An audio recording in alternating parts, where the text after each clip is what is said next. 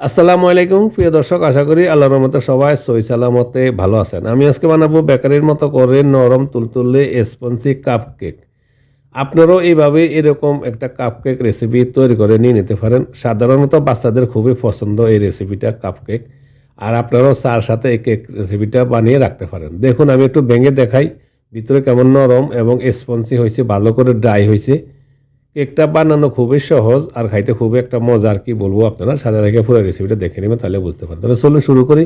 প্রথমে আমি free hit করে নিব ওভেন, 180 ডিগ্রি টেম্পারেচার ওভেনটা আমি চালু করে নিলাম। ওভেনটা হিট হইতে থাকুক, ওই দিকে আমি ইনগ্রিডিয়েন্টগুলো নিয়ে নিলাম। আপনার কাছে ইনগ্রিডিয়েন্টগুলো একটু দেখাই, এখানে দেওয়ার সময় পরিমাণটা বলে দেবো। এখানে নিলাম ডিম, আর লাগবে আমার হোয়াইট সুগার, তারপর লাগবে হোয়াইট ফ্লাওয়ার, তারপরে জাফরানের পানি দুধে ভিজিয়ে রাখছিলাম, এলাচি গুঁড়া, বেকিং পাউডার আর তেল। এবার আমি শুকনো ইনগ্রিডিয়েন্টগুলো মিক্স করে নিব। 150 গ্রাম ময়দার সাথে 1 চা চামচ বেকিং পাউডার দিয়ে আমি এবার একটু মিক্স করে ময়দাগুলো এক সাইডে রেখে দিব।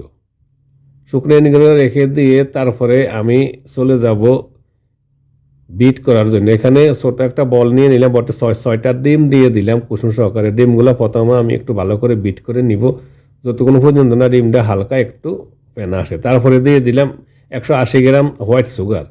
6টা ডিমের সাথে 180 গ্রাম হোয়াইট সুগার দিয়ে আবার সুগারটা গলা পর্যন্ত আমি আবার একটু বিট করে নিলাম। তারপর 70 গ্রাম দিলাম তেল, যে কোনো তেলটা দিতে পারবেন, নর্মাল রান্নার তেল। তেল দিয়ে আবার আমি 1 মিনিটের মতন আবার একটু বিট করে নিব।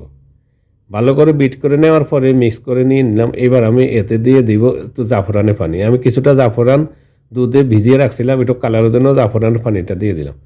তারপর জাফরানের পানি দিয়ে আবার একটু মিক্স করে নিব। তারপরে আমি গ্রান হওয়ার জন্য দিয়ে দিব 1 চা চামচ এলাচি গুঁড়ো। আর কি এটা দিলে ভালো একটা গ্রান করে, এলাচি গুঁড়োটা আপনি দিবেন, থাকলে না হয় ভ্যানিলা এসেন্সও দিতে পারেন।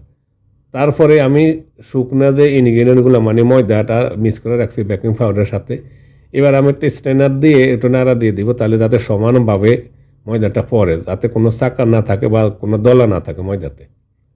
এবার আমি একটা হ্যান্ড স্পুলার দিয়ে একটু মিক্স করে নিয়ে নিব। এখন আর কিন্তু বিট করার প্রয়োজন নাই, এভাবে একটু হাতে মিক্স করে নিয়ে নিলাম।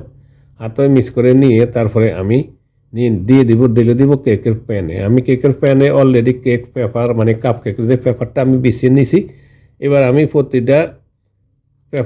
প্রতিটা কেক এইভাবে নিয়ে নিলাম। আমার এখানে 15টা কেক হয়েছে দেখুন। তারপর উপর দিয়ে দিলাম আমি কিছুটা সিসামি সিড, মানে তিল আর কি, যে সিসামি সিটা দিয়ে দিলাম। এটা একটা টেস্টটা ভালো আর দেখতে একটু সুন্দর লাগে। তারপরে আমার ওভেনটা অলরেডি হিট হয়ে গেছে, 20 মিনিট হিট করে রাখছি, ফিরে হিট। এবার আমি ওভেনে দিয়ে দিলাম 20 মিনিটের জন্য বেকিংয়ের জন্য। তারপর প্রথমে দেওয়ার পরে 10 মিনিট আমি রাখলাম। 10 মিনিট পরে আমি ফিরে আসলাম। 10 মিনিট পর ফিরে এসে এবার আমি কেকগুলো একটু ঘুরিয়ে দিব। ঘুরিয়ে দিলে দোনো সাইড একটু ভালো করে হইব।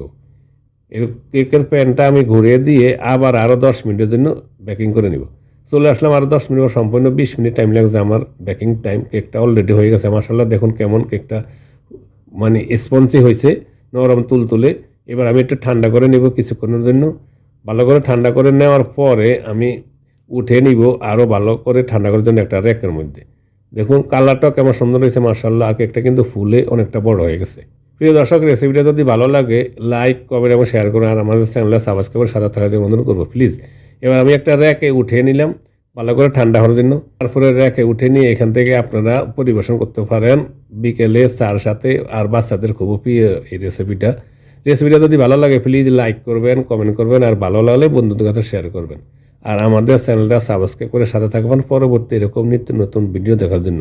সবাই ভালো থাকুন, সুস্থ থাকুন, আবার দেখাবো ইনশাল্লাহ। আল্লাহ হাফিজ।